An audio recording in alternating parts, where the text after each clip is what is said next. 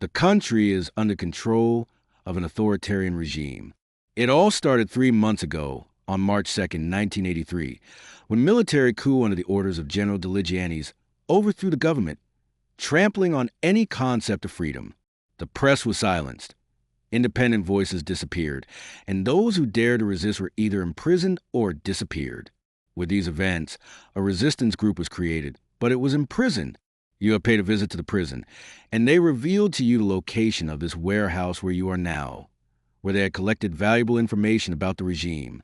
However, to ensure that this information does not fall into the wrong hands, they locked it with carefully designed mechanisms. You are the new generation of the resistance. Each of you has taken on a crucial role in the mission. In front of you, you will find a folder containing important information. These information will help you solve a puzzle and open your own box. Only if you prove that you are indeed a member of the resistance will you be able to proceed. Your time is limited. The regime may have detected us. You must act quickly. The next 45 minutes are critical.